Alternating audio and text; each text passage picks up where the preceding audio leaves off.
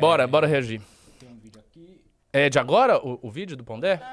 É recente? É bem recente. Opa. Quero ver. Uma força política jovem que rejeita a defensiva e ocupa espaços tradicionais da esquerda. É assim que o filósofo e escritor Luiz Felipe Pondé enxerga o MBL e a criação do partido Missão. Partido que tem como pré-candidato. Volta o que ela falou. Não entendi. Curioso o que ela tá dizendo. O filósofo e escritor Luiz Felipe Pondé enxerga o MBL e a criação do partido Missão. Antes. Uma força política jovem que rejeita a defensiva e ocupa espaços tradicionais da esquerda. É assim que o filósofo e escritor... Segundo É ela. isso aí. Nossa. Talvez a arte, intelectualidade, Valete, talvez seja isso. Bota aí, tô curioso. Luiz Felipe Pondé enxerga o MBL e a criação do partido Missão. Partido que tem como pré-candidato à presidência Renan Santos. Na coluna Sem Dó, Pondé defende que o fôlego, justamente, de Renan Santos deve ser encarado com seriedade, de olho no longo prazo. Diga tudo, Pondé. Um dos fenômenos mais importantes dessas eleições de 2026 é o partido Ambição e a candidatura do Renan Santos. Antes de tudo porque é um candidato que não precisa olhar só para 2026, que é provável que não leve, mas sim olhar para 2030, ou quem sabe depois. É um candidato jovem, portanto tem fôlego. E tem algumas características da missão que, na realidade, nasceu do Movimento Brasil Livre, MBL, né? Que tem aí mais de 10 anos e que foi muito importante naquelas manifestações de 2015, por exemplo, contra a Dilma Rousseff, a favor do impeachment, né? No primeiro momento, na primeira eleição do Bolsonaro, aderiu ao Bolsonaro, logo depois rompeu com o Bolsonaro, né? E há uma característica, um detalhe que estava presente já no discurso do MBL, quando ele era, entre aspas, só MBL, né? E que no começo falavam que queriam ser como uma espécie de nuvem que iria fazer download de partidos diferentes e que depois mudou de ideia e resolveu fundar o seu próprio partido, a Missão. Já ali, a moçada na época, né, uma molecada, entre aspas, dizia que a característica do MBL era ser um movimento de direita liberal e não um movimento de defesa, como eles diziam que a direita estava desde depois da ditadura, sempre na defesa, pedindo desculpa por ser direita, pedindo o direito de existir, né? Quando eles, na verdade, se viam como uma direita de ataque. De ataque significa uma moçada jovem que não se sentia culpada por nada a ver com a ditadura, que nasceu depois disso, digamos assim, né, no sentido de não ter participado como adulto daquela época, ou mesmo não existiam, né, e que, portanto, a postura deles é diferente do Flávio Bolsonaro. Quando eles dizem agora, o Renan Santos diz agora que o Flávio Bolsonaro é um candidato de defesa, né, que a campanha está na defesa, há uma continuidade com essa postura desde o início do MBL, que é a ideia de que a direita não deve se defender, ela não tem que ficar pedindo desculpa, ela tem que ir para cima, conquistar o poder e combater ali onde é o território normalmente da esquerda. Os jovens, na universidade, nas redes sociais e que, portanto, é um partido que tem fôlego. Renan Santos, Kim Kataguiri e outros têm fôlego porque são jovens. Então já é hora de parar de ficar olhando a missão como sendo uma patologia política, ultradireitista, e olhar para eles como uma força política que sim poderá chegar ao poder em algum momento e tentar compreender o movimento. Cara, que análise. Bom, hein? Bom demais. Não, o Pondé é muito bom, eu tô falando, cara. Assim, essa foi uma das melhores análises que eu já vi sendo feita da Falou a real, falou. Os missão. caras estão aí, não vão sair. Estão aí. E muito inteligente, os pontos que ele coloca são muito lúcidos. Primeiro que as pessoas lembraram aqui que ele falou a missão, ou seja, ele teve a compreensão de não falar omissão, a missão. Ele teve isso. Segunda coisa, ele salienta algo que é evidente, mas que tem repercussões imensas, que é o fato de que as lideranças da missão e as lideranças do MBL são pessoas jovens. Elas estão na faixa dos 40 para baixo. E se a gente for pensar como está sendo a cronologia das pessoas que chegam ao poder no mundo inteiro, é muita gente velha, o que significa que nós temos, na prática, 30 anos pela frente de coisas para poderem ser feitas, sabe? É muito tempo, é uma janela de oportunidade muito vasta que o PT, por exemplo, não tem. As lideranças do PT são velhas todas. Eles têm que se renovar e eles não conseguem se renovar com facilidade. Eles têm uns 10 anos, vai? E olha lá. O Lula não tem mais nada. O Lula não tem nada. O Lula, ele vai terminar a eleição. O Lula tem esta eleição. O Haddad, Gleisi e companhia tem mais uns 10 anos aí pela frente.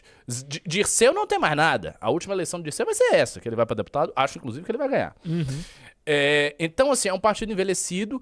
O bolsonarismo, é bem verdade que o bolsonarismo tem mais chances de se renovar do que o PT, porque tem uma galera mais jovem ali, mas é uma galera jovem, como bem salientou o Pondé, com uma mentalidade envelhecida, porque fala para o público envelhecido, tem símbolos e emblemas envelhecidos e, de qualquer maneira, tem esse vínculo ainda com a ditadura mesmo.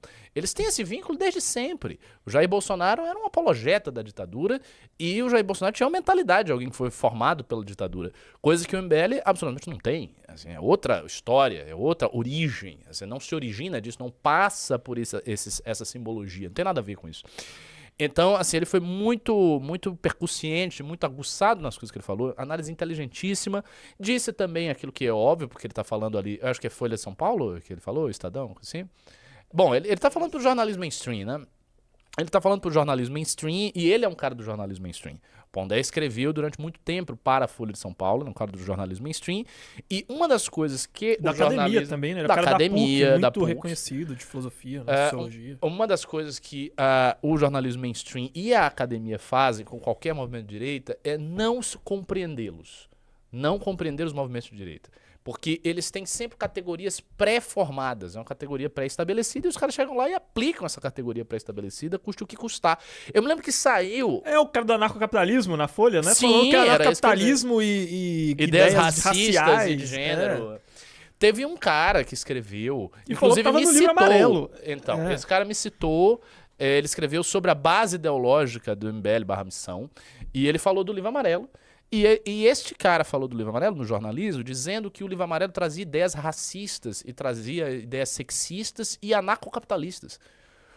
Uma coisa completamente absurda. Passou vergonha aí, meu camarada, porque aí é só você pegar o livro e você não vai achar. Você mostrou que você não leu, cara. Cara, assim, completamente absurdo. O cara falou um negócio completamente nada a ver. Não tem uma gota de anarcocapitalismo no livro amarelo. Não tem nada sobre a questão racial no Brasil. E nem nada sobre a questão feminina ou masculina no Brasil. Esses dois temas de costume, eles nem aparecem no livro amarelo. Não tem nada no livro amarelo sobre isso. Para não dizer que não tem nada, tem um capítulo no fascículo 3º, que foi sugerido pelo Riso, sobre a questão de laços comunitários, tá? Como reforçar os laços comunitários, dentro do qual existe uma proposta que nós temos, que é espelhada num programa de paternidade responsável da África do Sul e que fala sobre a paternidade responsável no Brasil. Ou seja, uma coisa que um esquerdista de universidade poderia defender. Sabe? Não tem absolutamente nada que seja... basicamente o que a gente propõe é trazer os pais que hoje são alienados em relação aos seus filhos, porque a gente considera que a alienação parental é um dos principais problemas do Brasil e do mundo. E que é um diagnóstico parecido com o da esquerda, porque uma coisa que a esquerda vive falando, por exemplo... Não é? A direita fica... atacando essas famílias com casais homoafetivos ou então falando que o homeschooling é a salvação, quando na verdade o grande problema familiar brasileiro é a ausência paterna. E nisso eles estão certos. A grande dor familiar brasileira é essa mesmo. Então muitos deles concordariam com esse tipo de coisa. E é a única pauta que tem em, sei lá, 1000 páginas de livro amarelo que trata de temas que tem a ver com isso, assim, vagamente. E é uma pauta absolutamente pró-família e muito ok pra esquerda defender. E o cara escreveu isso, cara, e ele é um desses professores aí, ele tem esse cidadão, ele tem um grupo de estudos sociológicos sobre as novas direitas e blá blá blá. Então, isso que o Pondé falou no final é muito verdade. É necessário compreender as coisas. E para você compreender, você não pode ter as ideias fixas e ficar impondo essas ideias fixas a todo mundo. É muito feio quando acadêmicos fazem isso. Eu me lembro, na época do impeachment, um amigo meu que era do MBL na época, foi um dos fundadores do MBL junto comigo, ele estava tendo aulas de antropologia, ele tinha um professor de antropologia, que esse professor de antropologia, titular, cara, importante e tal. Só que ele estava, assim, conhecendo o MBL, estava surgindo aquelas manifestações. E esse cara tinha tese, que ele veiculava para os seus alunos, de que o MBL era um braço, essa vocês vão dar risada, de Edir Macedo. Putz, que isso. É isso. Que o MBL, na verdade, era um braço da Universal e que trabalho incompetente do Edir Macedo, colocou um muçulmano pra cuidar do braço intelectual dele. Não, e que quem comandava o MBL era a Igreja Universal. E o cara achava mesmo que a Igreja Universal que comandava o MBL. Então os caras estão completamente viajando na maionese. E é desse jeito aí. Isso mostra uma dificuldade enorme que os caras têm de estudar um fenômeno que está aí, que está na frente deles. É tipo, o movimento está aqui. É só conversar com as pessoas. A gente já teve a oportunidade de conversar com várias pessoas que estavam fazendo teses acadêmicas sobre o MBL, mas não eram pessoas de esquerda, eram só pessoas ok.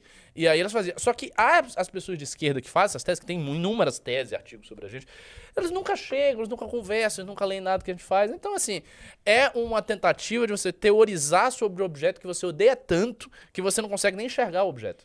Você tem tanto ódio que você não mantém, sei lá, 10 minutos enxergando, contemplando o objeto, sabendo quais são os atributos desse objeto. Você quer desviar a cara e avaliar o objeto. E digo mais, eles passam por um fenômeno que eles vão produzindo essas teses. Talvez um desses caras veja uma entrevista, algo que é material de fonte primária, mas eles começam a se alimentar das próprias teses. E o negócio vai ficando cada vez mais